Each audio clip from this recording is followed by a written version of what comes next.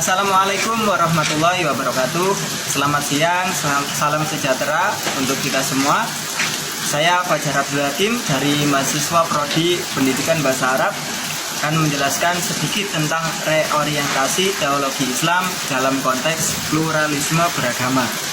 Jadi sudah menjadi kenyataan yang tak bisa dibantah bahwa manusia adalah makhluk yang bertuhan, di mana agama adalah kebutuhan yang paling esensial bagi manusia yang bersifat universal.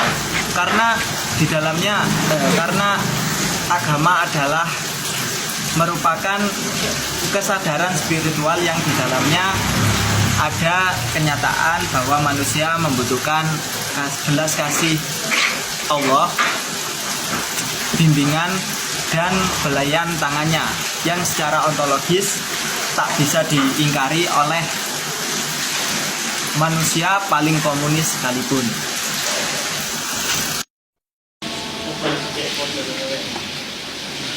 Dalam reorientasi teologi Islam dalam konteks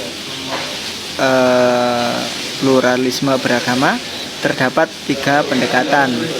Yang pertama, pendekatan teologi normatif. Pendekatan teologi normatif ini mungkin kita bisa mengartikan dengan upaya memahami agama dengan menggunakan ilmu ketuhanan yang bertolak dari suatu keyakinan dalam wujud empirik dari suatu agama yang dianggap sebagai yang paling benar dibandingkan dengan yang lainnya. Kalau kita teliti lebih dalam lagi, dalam internal umat beragama itu masih masih banyak kita jumpai sekte keagamaan. Nah, terus yang kedua ada pendekatan teologi dialogis. Kalau kita cari di KBBI, Kamus Besar Bahasa Indonesia, itu berasal dari kata dialog yang artinya percakapan. Nah, pendekatan teologi dialogis ini akan memperkaya pemahaman antara pemeluk agama. Kayak Islam misalnya, ya Islam. Kita dapat membantu agama lain untuk memberikan penjelasan tentang keyakinan dan amalan yang kadang-kadang dianggap kurang berguna. Demikian juga kayak umat yang lain.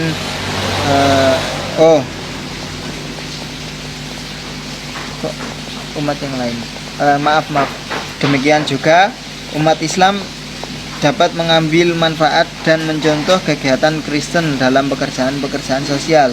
Jadi kita juga bisa mengambil contoh dari mereka gitu, dari agama yang selain Islam. Jadi meskipun nggak cuma Islam sama Kristen saja, agama yang lain juga dapat meneladani agama-agama yang lainnya dalam contoh hal-hal yang positif selama tidak mencampur adukan prinsip akidah dan masing-masing agama tersebut. Nah, itu yang poin kedua. Dan yang ketiga ada pendekatan teologi konvergensi yang bisa kita artikan dengan tindakan bertemu atau bertemu di suatu tempat. Nah, melalui pendekatan konvergensi kita diharapkan dapat menyatukan unsur esensial dalam agama-agama sehingga tidak tampak lagi perbedaan yang prinsipil. Dalam kondisi tersebut, agama dan penganutnya dapat dipersatukan dalam konsep teologi universal dan umatnya dapat dipersatukan dalam satu umat beragama. Mungkin itu cukup sekian sedikit yang bisa saya sampaikan. Kurang lebihnya mohon maaf. Wassalamualaikum warahmatullahi wabarakatuh.